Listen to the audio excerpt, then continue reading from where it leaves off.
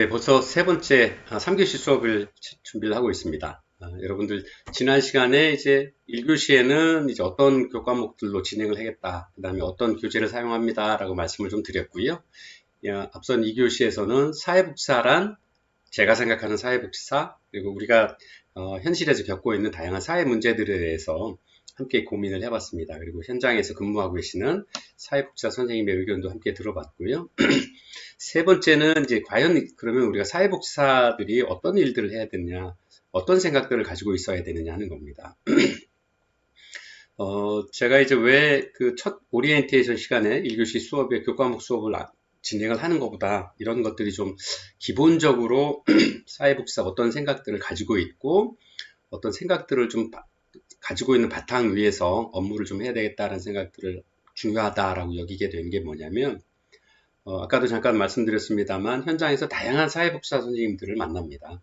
그리고 다양한 어떤 그 클라이언트들을 만나겠지만 그 과정 중에서 사회복지사가 어떤 생각을 갖고 있느냐 또는 어떤 실천 의지를 가지고 있느냐가 기관의 발전 또는 또 클라이언트의 어떤 욕구 해소 그 다음에 앞으로 지역사회의 어떤 발전에까지도 많은 영향을 미치더라. 그리고 그 가장 그 기본이 사회복지사의 어떤 마인드였더라. 긍정적인 마인드였더라. 그리고 적극적인 어떤 활동을 하기 위한 어떤 전문 지식을 활용하기 위한 노력들이었다라는 것들이었습니다. 그것을 제가 느끼게 되었고요. 그래서 그런 부분들에 대한 말씀이 좀 길어집니다. 그러다 보니까 이제 사회복지사가 어떤 역할들을 해야 되는지까지도 3교시에도 이어서 말씀을 좀 드리게 되네요. 자, 한번 같이 볼까요? 사회복지사의 이상, 바라는 바 최고 목표가 이상이라고 하죠. 복지 공동체를 만들고 사회 통합을 이루고 공공선을 찾기 위한 어떤 노력들을 많이 하게 될 거다라고 저는 생각을 합니다. 그래서 누구나 지역사회 구성원들 누구나 평등하게 그리고 행복하게 그리고 그들의 삶이 원하는 대로 웰빙한 삶을 사는 것이 바로 우리 사회복지사 누구나가 원하는 사회복지사의 이상이 아니냐 생각을 하고요. 두 번째가 이제 사회복지사의 권위에 관한 문제입니다. 여러분들 그 기관에 찾아오시는 많은 클라이언트 분들이 사회복지사 선생님들을 뵈면 굉장히 친근하게 오시기도 하고요. 또는 어떤 아주 어려운 문제가 가지고 계신 분들은 정말 어렵게 저자세로 오시는 분들도 계시죠. 또는 아니면 또 친한 이웃처럼 다가와 주시는 분들도 많이 계시고요. 자, 근데 우리가 생각하는 사회복지사 왜 사회복지사한테 그렇게 친근하게 다가오시고 나의 고민을 이야기하고 내가 지금 현재 채워지지 않은 욕구를 말씀을 좀 드리면 저분들이 나의 문제를 좀 이해를 해주시고 거기에 맞도록 처방도 해주시고 도와주실 거야 라는 생각을 갖고 오게 될까요? 보통 이제 그걸 저희는 이제 권위다 라고 이야기를 합니다.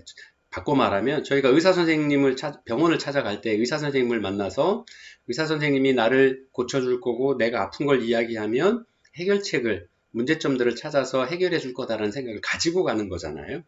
그것처럼 환자가 의사를 찾아가는 것처럼 어딘가 사회적인 보이지 않는 신체의 내부적인 보이지 않는 또 사회가 개인의 욕구가 채워지지 않아서 부족한 부분들을 사회복지사 선생님을 찾아가면 채워줄 거다라고 하는 또 믿음이 있기 때문에 찾아오시는 거라고 생각을 하거든요. 그래서 그 믿음을 가지게 된 가장 근본적인 부분들이 사회복지사가 가지고 있는 권위다, 사회적인 지위와 권한이기 때문이다라고 저는 생각을 합니다. 그래서 이 사회복지사가 가지고 있는 권한이나 지위는 바로 전문 자격에 있습니다. 사회복지사가 되기 위해서는 여러분들 교육부에서 정한 또 법률에서 정한 어떤 기본 교육 과정들을 거쳐야 되는 거죠. 그래서 기본 과정을 거치면 3급이 되고 2급이 되고 또 필요하면 국가고시를 봐서라도 1급을 갖는 또 국가가 법률에 의해서 국가가 정한 기준을 통과해야만 전문가로서의 자격이 주어지죠. 그래서 그 자격이 없으신 분들은 사회복지사다라고 말씀을 못 하시게 되는 거죠. 그리고 이러한 전문 자격을 가지신 분들은 그 사회복지사 협회에서 사회복지사들은 이렇게 가치 기준을 가지셔야 되고 어떤 혼란스러운 일을 닥쳤을 때 이러한 윤리 기준 또는 윤리 강령들을 가지셔야 됩니다라는 것들을 전문가로서의 가져야 될 가치나 윤리에 대한 기준들을 가지고 계시죠. 그리고 이러한 것들은 다 관련되어 있는 법률에 의해서 규정이 되어 있습니다. 그래서 이런 관련 법률이나 전문가로서의 가치 또는 윤리 강령, 또 국가에서 정한 전문 자격을 가지고 계신 분들이기 때문에 이러한 기본적인 어떤 바탕을 가지고 사회복지사에 대한 권위가 만들어진다라고 이렇게 이해할 수 있습니다. 저는 이런 꿈들을 가지고 있습니다. 누구나 사회복지사로서의 어떤 꿈들을 가지시고 여러분들이 학교에 와서 공부하시고 또는 미래 사회에 내가 사회복지사가 되어야 되겠다. 그래서 지역사회의 어떤 역할들을 또는 지역사회 많은 어떤 클라이언트들을 위한 역할들을 해내고 또 그런 것들을 통해서 나도 도움을 받아서 나의 어떤 건강한 삶을 유지해 나갈 수 있겠다라는 생각들 하실 거라고 봅니다. 단순히 생계를 유지하는 것 뿐만 아니라 내가 우리 사회를 위해서 어떤 일들을 할 수 있고 우리 사회의 어떤 건강한 구성을 또는 운영을 위해서 어떤 미랄이 될 거냐에 대한 생각들을 하실 거라고 봅니다. 자, 이런 사회복지사가 되기 위해서는 지식들을 가지고 계시다. 아까 말씀드린 것처럼 전문 자격을 갖추기 위해서는 명시적인 지식도 있을 거고 암묵적인 지식도 있으실 거고요. 또 기술, 기능과 어떤 스킬, 태도들도 가지고 계실 수 있겠죠. 그래서 이러한 전문적인 지식이나 기술, 또 이러한 그 적극적인 태도가 합쳐져야 바로 진짜 사회복지사가 될 거다라고 하는 거죠. 예를 들어볼까요? 우리가 예를 들어서 장애를 가지고 계시는 클라이언트가 찾아오셔서 제가 장애가 있어서 현재 갑자기 생긴 장애였기 때문에 생활도 어렵고 그다음에 아이들 교육에 관한 문제라든가 병원에 가야 될 문제라든가 일상생활에 관한 문제들이 많이 어려움이 처하니까 사회복지사 선생님들을 만나서 도와주십시오 하고 찾아왔다라고 또는 본인의 애로점들을 이야기를 했다라고 한번 가정을 해볼까요?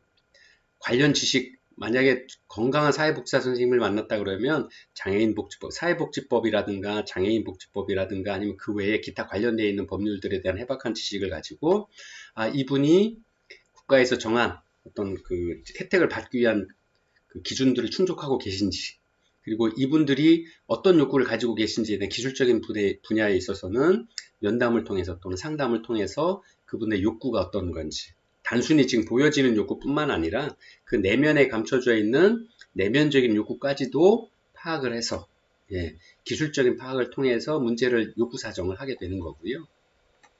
만약에 태도에 관한 부분인데요. 만약에 클라이언트가 찾아왔는데 저 바빠요. 다음에 오세요. 지금 오시면 안 돼요. 지금 점심시간이어서 점심시간 끝나고 2시에 오세요. 라고 이렇게 한다라는 어떤 태도를 보인다라 그러면 과연 클라이언트가 어떤 이미지를 긍정적인 이미지를 갖게 될까요? 부정적인 이미지를 갖게 될까요? 물론 사회복지사의 쉼이나 어떤 근무 시간의 기준에 맞춰서 일하는 것도 좋습니다만 필요한 경우엔 좀 융통성을 발휘해서 탄력적으로 찾아온 클라이언트들을 대해주는 어떤 적극적인 어떤 태도들도 중요하다고 보여지거든요. 그래서 이러한 지식이나 기술, 태도가 세 가지가 좀 잘 갖춰져 있어야만 훌륭한 사회복지사로서 또는 기관의 어떤 역할들을 수행하는 어떤 전문가로서의 힘들을 다 가지게 될 거다라고 이야기를 합니다. 저는 생각을 합니다. 여러분들이 전문 지식을 갖추기 위한 다양한 과정에 지금 계신데요. 저는 교육의 방식 또는 교육의 힘이라고 하는 것들을 이렇게 생각을 합니다. 여기 보이는 사진에 보면 무지개가 아주 이쁘게 보이죠. 무지개 떴다고 아마 제가 저쪽에 갔으면 사진을 몇 가지 찍어 왔을 것 같아요. 네. 근데 이제 무지개에 대한 지구촌의 다양한 해석들이 있습니다. 대한민국이나 유럽은 7색깔 무지개. 대한민국에서 저희 어렸을 때만 해도 7색깔 무지개란 노래가 있어서 그냥 흥얼흥얼 했더니 그냥 당연히 무지개 그러면 빨주, 노초, 파남보 7가지 색 이렇게 거의 외워져 있거든요. 고정화되어 있죠. 또 미국이나 유럽 같은 곳에서는 5가지 색이라고 이야기를 한다고 해요. 똑같은 무지개를 보면서 누군가는 7가지 색, 누군가는 5가지 색이라고 이야기를 했고요. 더 재밌는 건 아프리카에서는 무지개를 3가지 색이라고 정의를 하셨대요. 그래서 같은 자연의 현상을 보면서도 누군가는 3가지 색, 누군가는 7가지 색이라고 이야기를 해왔다라고 하는 거죠. 어떤 이야기를 드리고 싶은 거냐면 이렇게 가지고 있는 고정관념이 생각을 무디게 만든다라고 하는 거죠. 우리가 예를 들어 클라이언트를 사회적인 약자야 또는 우리가 도와줄 필요가 있는 사람이야 도움을 주기만 하면 되는 그런 도움을 줘야 될 대상이야 라고만 생각을 한다라 그러면 클라이언트를 대할 때 과연 긍정적인 모습 또는 그들이 사회적으로 지금의 어떤 어려움들을 겪고 사회의 구성원으로서의 건강한 역할들을 할 수 있는 어떤 사회적인 개체로서 자라나는 데까지 생각을 할 거냐 하는 부분들인 거죠. 아까도 클라이언트를 어떻게 바라볼 거냐 제가 말씀드렸던 것 중 하나 여러분들 눈치채신 분도 계시겠습니다만 긍정적인 참여자, 능동적인 참여자로 볼 거냐를 여쭤봤었거든요. 이런 겁니다. 예를 들어서 여러분이 종합사회복지관에서 천안시 쌍용동 종합사회복지관에서 근무하는 사회복지사 선생님이시고요.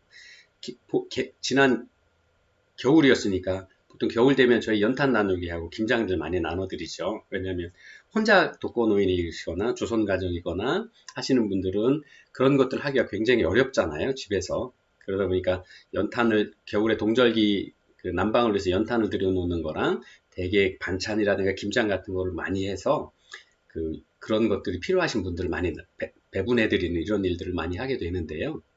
만약에 여러분들이 그런 것들 배분하는 선생님이셨다, 담당하는 사회복지사였다라 그러면 그냥 단순히 도와주는 거, 클라이언트들을 단순히 도와주는 어떤 도움이 필요한 사람이다라고 생각을 하는 사회복지사 선생님일 경우에는 다양한 외부 자원들을 끌어들여서 김장들을 얻어서 단순히 배분해 주는 사업들을 그런 계획들, 프로그램들을 만들어서 시행을 하시겠죠.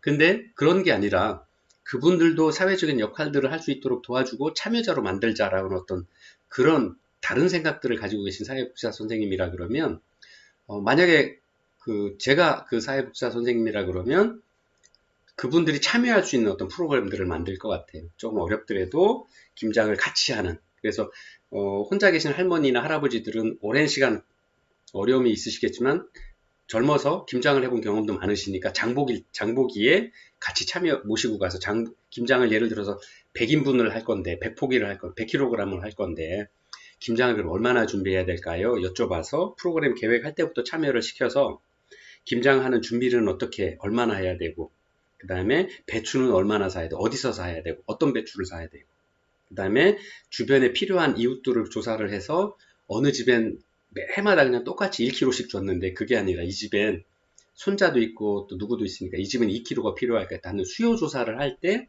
함께 수요 조사를 하고 지역사회를 잘 아시는 어르신들과 함께 수요 조사를 하고 그런 것들을 바탕으로 예산을 다 만들어서 김장에 장보기도 하고 김장을 할 때도 자원봉사자들과 함께 그분들이 섞여서 김장을 하고 그 다음에 돌아가실 때 자신이 필요한 것도 갖다 드리고 이웃에 같이 나눠드리는 배분에도 함께 참여할 수 있도록 해준다라 그러면 그런 프로그램들을 개발을 하고 만든다라 그러면 그런 제안서를 만든다라 그러면 아마 제가 관장이다 아니면 그 상급자라 그러면 그냥 단순히 외부에서 받아서 나눠주는 프로그램들을 만든 사회복지사 선생님과 그 지역사회 클라이언트들이 함께 참여해서 예산을 함께 소진해서 지역사회 통합도 하고 이웃들을 알아가는 어떤 프로그램들을 만들어 온 사회복지사 선생님과의 프로그램들을 채택하라 그러면 저는 전자보다는 후자의 프로그램을 조금 더 번거롭고 조금 더 힘들겠지만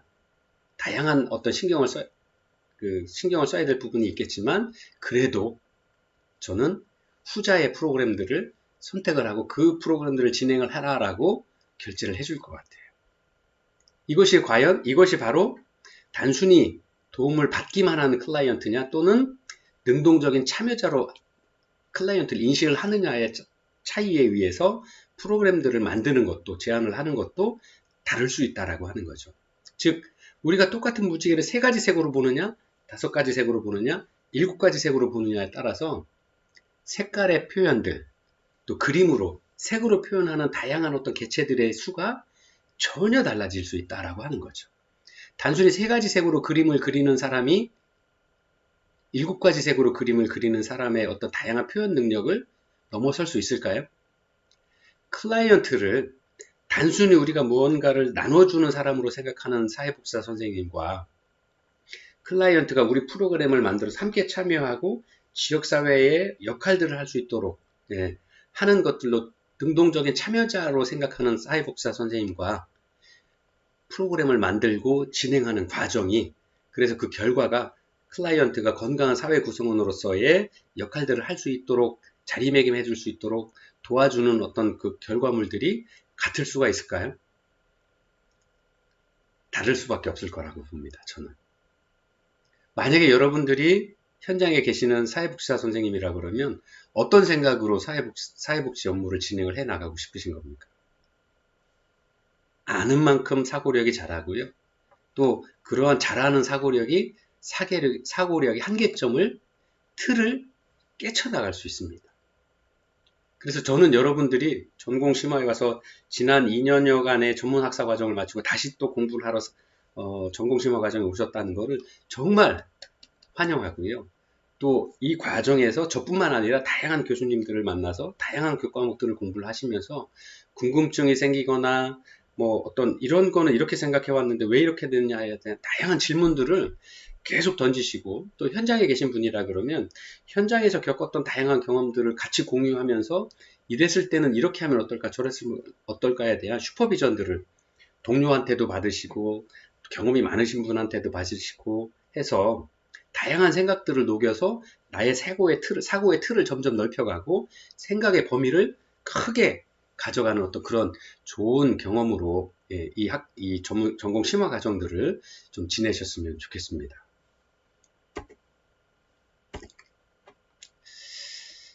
자, 그래서 세상의 색은 실제 지금은 뭐 무지개색, 아까 예를 들어서 말씀을 드렸습니다만 한 2만여 가지로 표현이 된다라 그래요. 지금 현대사회에서.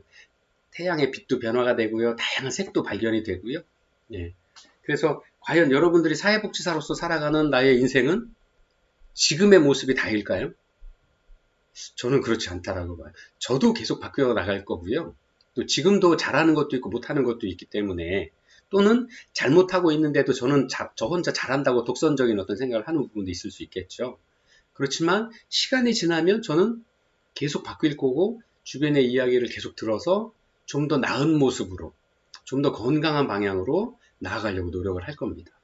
아마 여러분들은 지금 그 시작을 하셨다라고 보고요. 그런 부분에서 여러분들 굉장히 저는 존경하고요. 같이 수업을 하게 된 거에 대해서 굉장히 기쁘게 생각을 합니다. 나의 인생뿐만 아니라 여러분의 인생도 계속 무한한 변신을 할 수 있을 거라고 보고요. 네.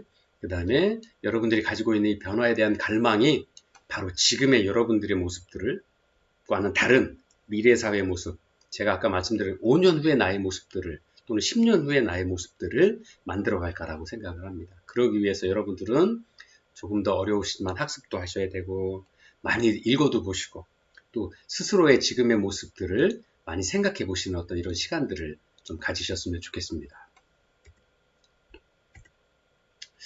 자, 제가 생각하는 클라이언트 사회복지사에 대한 이야기들을 한번 해보겠습니다. 사회복지사는 클라이언트가 있는 곳에서 시작해야 된다라고 하는 겁니다. 대개의 경우 많은 현장 사회복지사 선생님들이 그냥 책상에 앉아서 행정만 하시는 경우도 많이 계시죠. 네. 그래서 물론 관리자가 되고 경험이 많이 쌓이면 관리자가 되셔서 뭐 하다 보니까 그럴 수밖에 없는 것도 인정을 합니다만, 그래도 사회복지사라고 하면 사회복지사의 직업 특성은 바로 클라이언트와 함께 해야 된다라고 하는, 즉 현장에 있어야 된다라고 하는 겁니다. 네. 그래서 꼭 그 장소를 의미하는 게 아니라 클라이언트의 상태나 입장이나 처지나 형편 등을 좀 이해할 수 있어야 된다라고 하는 거죠. 즉 이야기는 뭐냐, 항상 눈높이를 클라이언트 수준에서 좀 맞춰주면 좋겠다라고 하는 겁니다.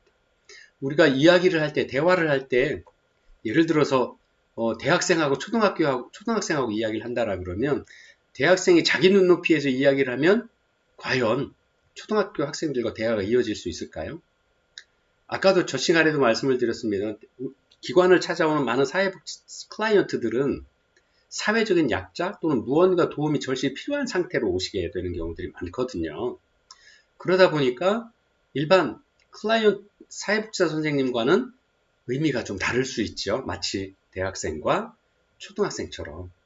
근데 만난 사회복지사 선생님이 대학생처럼 대학생 이야기만 하시면 클라이언트, 초등학생은 이 자신의 의사를, 자신의 욕구를 시원하게 전달할 수가 없어요. 그래서 죄송합니다만 사회복지사 선생님들은 현장에 계셔야 되는 거고, 현장에 계실 때 가장 중요한 거, 시점을 클라이언트의 눈높이 시점에 맞춰서 가져가야 된다라고 하는 거죠. 즉, 대학생이 초등학생의 이야기를 들어줄 수 있을 만큼의 마음 자세와 기술들을 가지고 있어야 된다라고 하는 겁니다. 예. 그래서 사회복지사는 그렇게 되어야 된다. 즉, 클라이언트가 있는 곳에서 시작해야 된다라고 하는 거고요. 두 번째, 현장에 있을 때의 많은 경험을 보면 뜨거움과 냉탕과 온탕의 사이에 있어야 된다라고 하는 겁니다. 즉, 항상 항상 따뜻할 수는 없습니다. 왜냐하면 어려움을 가지고 찾아오신 분이기 때문에 당연히 무언가 필요하니까 당연히 도와줘야 되죠. 그런데 그 도와준다는 것이 일정 한계가 있어야 된다라고 하는 거죠. 즉, 그 한계라는 건 행정의 한계, 법률의 한계, 지역사회 자원의 한계를 말씀을 드리는 겁니다. 그냥 단순히 연민의 감정으로 무한정 도와주고 싶어 라고 해서 도와주는 건 자선의 하나의 뿐이다라고 하는 거죠. 사회복지사 선생님은 전문가로서 그분의 자선을 넘어서서 그분이 건강하게 일어설 수 있도록, 그리고 필요한 자기 자원들을 최대한 활용할 수 있도록, 단순히 받는 거에서 받고 소화하는 거에서 끝나서 받고 소화해서 스스로의 힘으로 다음에는 자신의 어떤 욕구를 찾아서 해결할 수 있는 어떤 힘들을 만들어줄 수 있어야 된다라고 하는 거죠. 그래서 때로는 열정도 필요하지만 때로는 냉정도 필요하다라고 하는 거죠.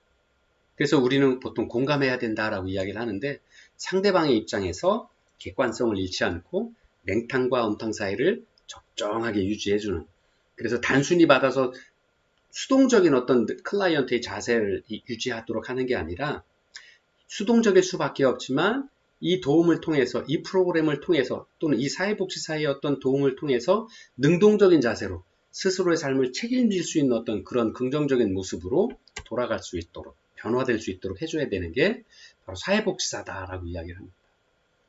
그리고 세 번째는 역경후 성장이다라고 말씀을 드렸는데요. 어느 인생이든 또 어떤 사람이든 어떤 삶이든 어려움 없이 성장하는 것은 없습니다. 뭐 저뿐만 아니라 많은 분들이 진리로 알고 계시는 거죠. 클라이언트들도 지금의 어려운 현장을 겪어낼 수 있어야만, 이겨낼 수 있어야만 건강한 자신의 본래 자신이 꿈꿨던 자유로운 삶을 살 수 있습니다. 지금에 처한 어떤 클라이언트의 어려움이 나는 원래 일이 아니면 사회적인 어떤 모순이나 사회적인 어떤 그 역성장 때문에 내가 이렇게 될 수밖에 없어서 그냥 스스로 낮아지고 어두워지고 무너지는 게 아니라 이러한 과정들을 냉정하게 직시하고 이 과정들을 헤쳐나갈 수 있던 힘을 주고 이 과정을 헤쳐났을 때 좀 더 건강해지고 단단해지는 인간으로서 또는 클라이언트로서의 자리매김할 수 있도록 그런 것들에 대한 도움을 주어야 된다고 하는 거죠.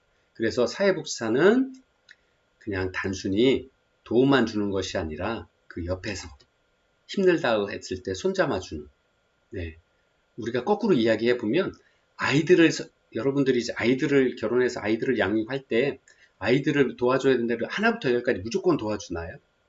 요즘에 뭐 그런 분들이 많이 계셔서 뭐 헬리콥터 맘 뭐 이런 여러 가지 신조어도 생겼습니다만, 심지어 대학에 와서 대학에 수강 신청까지도 어머니가 해주고 학과도 어머니가 부모가 선택해주고 수강 신청도 해주고 수업에 들어가라고 뭐 와서 태워다 주고 뭐 한다고 하시는 분들도 우스갯소리로 하는 말을 들었습니다만, 사회복지사 선생님들은 클라이언트들에게 그렇게까지 무한정으로 도움을 줄 수는 없죠. 오히려 자신의 상황들을 냉정하게 보게 만들어주고 그 과정들을 스스로의 힘으로 이겨낼 수 있도록 도와주는 것, 그게 바로 사회복지사가 해야 될 일이다. 저는 그렇게 생각을 합니다. 사회복지사는 전문가입니다, 여러분. 전문가죠. 그래서 전문 지식과 전문 기술, 그 다음에 또 법률적인 지식뿐만 아니라 행정에 대한 지식까지도 다 가지고 계셔서 전문가로서의 유치를 하는 거죠. 그래서 사회복지사로서의 권위나 지위를 갖게 되는 거라고 생각을 합니다. 자, 내가 클라이언트를 만나서 과연 내가 저 클라이언트를 좀 건강하게 내가 가지고 있는 가치대로, 이상대로 함께 갈 수 있을까에 대한 불안을 갖게 되는데요. 이 불안이라고 하는 건 실제로는 내가 가지고 있는 지식이 좀 없거나 전문 지식이 변화되는 사회에 맞는 올바른 전문 지식이 없거나 정보들이 없거나 지역사회 자원에 대한 어떤 연결고리가 없거나 했을 때 이런 불안이 생기는 겁니다. 내가 전문가로서 했던 지식도 충분하고 인간에 대한 이해도 계속 공부하고 부단히 노력함으로써 지금 사회의 문제에서도 좀 어느 정도 전문적인 판단을 하고 있고 인간에 대한 판단도 하고 있다라고 그러면 실제 클라이언트를 만났을 때 자신 있게 당당하게 내가 이런 부분들은 이렇게 해나가겠다는 프로그램들을 만들 수 있게 되는 거죠. 그래서 이런 불안을 없애기 위한 부분들이 바로 여러분들이 계속 공부해야 되는 이유이고 지역 사회의 문제에 관심을 가지고 대응해 나가야 되는 어떤 이유다. 그래서 그 과정이 바로 전문가가 되는 과정이다라고 말씀을 드리고 싶습니다. 그래서 전문가가 되기 위해서는 사고를 확장해야 됩니다. 사고에 대한 유연성도 확장해야 되고요. 세상을 바라보는 시각도 확대시켜야 됩니다. 일처리 방식이라든가 동료와의 의사소통 문제라든가 클라이언트와의 어떤 의사소통에 관한 문제 등에 대한 부분들 뿐만 아니라 우리 사회의 변화에 대한 부분들, 미래를 예측해야 되고 사회 문제, 새롭게 발생된 대두된 사회 문제를 기존의 방식이 아니라 조금 더 다른 창의적인 새로운 방식으로 접근해서 그 문제를 풀어가기 위한 노력들을 해야 되는 거고요. 그 과정에서 전문 지식도 좀 더 확장되는 거고 자신만이 가지고 있는 경험이나 노하우가 늘어날 수 있어서 본인의 값어치를 높이는 거고 전문가로서의 위치를 좀 더 확고하게 자리 잡을 수 있다라고 하는 것들입니다. 자, 사회복지사의 역할, 사회복지사의 업무라고 제가 기록을 했는데요. 사회복지사가 왜 면담 기술을 알아야 되느냐, 또 면담을 잘해야 되느냐, 즉 누군가와 만났을 때 이야기를 잘해야 되느냐 하는 부분들은 모든 사회복지사의 업무와 연관되어 있기 때문에 그렇습니다. 물론 언어로서 대화를 통해서 하는 부분도 있지만 그렇지 않은 비언어적인 의사표현들, 관찰을 통해서라든가 뭐 여러 가지 방법들을 통해서 하는 그런 비언어적인 방법들까지도 다 사회복지사가 이 면담 기술 시간에 익히고 배워야 될 부분이다라고 하는 말씀을 드리겠습니다. 그래서 제가 여러분들과 함께 공부하게 될 이 면담 기술은 앞으로 여러분들이 현장에서 만나게 되는 클라이언트의 만남에서부터 끝남까지, 종결 프로그램의 시작부터 종결까지 지속되는 과정에서 꼭 필요한 전문 기술이다라는 것들입니다. 그래서 여러분들에게 이런 시간들을 성공적인 어떤 프로그램 진행을 위해서 또는 성공적인 면담을 위해서 또는 보통 우리가 요새 사례 관리를 많이 하게 되는데 그러한 사례 관리, 통합 사례 관리를 위해서도 바로 필요한 게 바로 사회복지와 면담 기술, 즉 의사소통 기술이다라고 이렇게 말씀을 드릴 수 있습니다. 그래서 여러분들이 과제도 좀 많이 있을 수 있고요. 하지만 여러분들이 좀 어려우시더라도 어려우니까 그냥 포기하고 하시는 게 아니라 현재 내가 느끼는 예를 들어서 뭘 하나 해봅시다. 나를 테스트 해봅시다. 그러면 어려우시지만 그게 정답이 없기 때문에 본인이 아는 만큼 또는 생각되는 만큼 기록을 해서 그런 스스로를 돌아보는 어떤 시간들을 또 수업에 적극적으로 참여해 주시는 노력들을 보여주신다 그러면 아마 수업이 끝난 후에 여러분들은 지금보다는 훨씬 더 한 단계 높아진 어떤 대화 기술, 의사소통 기술 또는 면담 기술들을 가지시게 될 거다라고 이렇게 자신 있게 말씀드릴 수 있겠습니다. 그래서 다음 시간에는 이제 그 대화에 대한 어떤 면담들, 어떤 의사소통에 대한 부분들 함께 동영상도 보고 필요한 어떤 전문식들을 공부를 해가면서 여러분들과 즐겁게 한 학기 수업을 시작해 보도록 하겠습니다. 감사합니다.